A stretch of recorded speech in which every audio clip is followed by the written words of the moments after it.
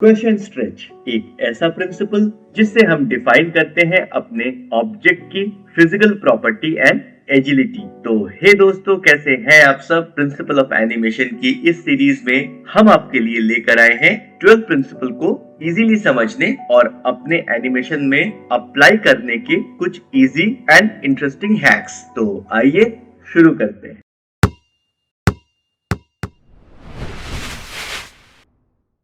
तो दोस्तों 12 principles of animation का कॉन्सेप्ट हमें डिज्नी के एनिमेटर्स ओले जॉनसन एंड फ्रैंक थॉमस ने 1981 में अपनी book the illusion of life में दिया था। इसके first principle squash and stretch की अगर हम बात करें, इस प्रिंसिपल में हम ये देखते हैं कि जब हम कोई एनिमेशन करते हैं, जैसा कि अभी आप मेरे स्क्रीन पर देख सकते हैं, तो जो हमारा ऑब्जेक्ट ट्रेवल करता है उसकी जो प्रॉपर्टी है कि उसमें कितना फ्लेक्सिबिलिटी है, इस चीज का कैलकुलेशन हम उसी ऑब्जेक्ट में होने वाले स्क्वैश एंड स्ट्रेच के माध्यम से जानते हैं। जैसा कि अभी आप मेरे इस सीन में देख रहे हैं कि एक बॉल है जो बाउंस हो रहा है, और जिस तरह से वो बॉल नीचे आ रहा है वो ग्रेजुअली स्ट्रेच हो रहा है, और जैसे ही वो ग्राउंड लेवल को टच करता है वो बॉल स्क्वैश होता है, और अगेन उस पे एक फोर्स एक्सर्ट होता है जिसके कारण वो बॉल स्ट्रेच होता है और फाइनली अपने कोर शेप में वापस आ जाता है।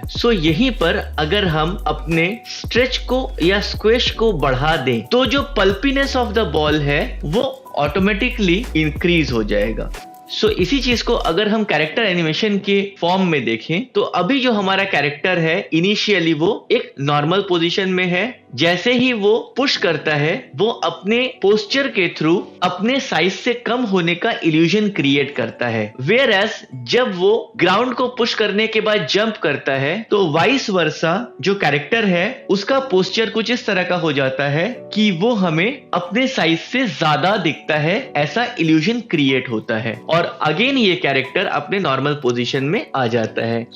दोस्तों, अपने बॉल एनिमेशन में और अपने कैरेक्टर एनिमेशन में इन दोनों जगह हमने ये देखा कि total volume of the object, whether ये एक बॉल हो और ये एक कैरेक्टर हो, जो टोटल वॉल्यूम है वो डिस्ट्रीब्यूट हो जाता है कुछ इस तरह से कि हमें स्क्वैश एंड स्ट्रेच की फीलिंग आती है, लेकिन ये वॉल्यूम कभी बढ़ता नहीं, ये वॉल्यूम हमेशा कांस्टेंट रहता है। यानी जो बॉल है वो नॉर्मल से एलोंगेट करता है, और सबसे ज्यादा जहां वो एलोंगेट करता है वहां पर लेंथ बढ़ती है तो ओवरऑल विड्थ घट जाती है, और जहां विड्थ बढ़ जाती है वहां ओवरऑल लेंथ घट जाता है, और जो total volume of the composition है वो हमेशा सेम रहता है।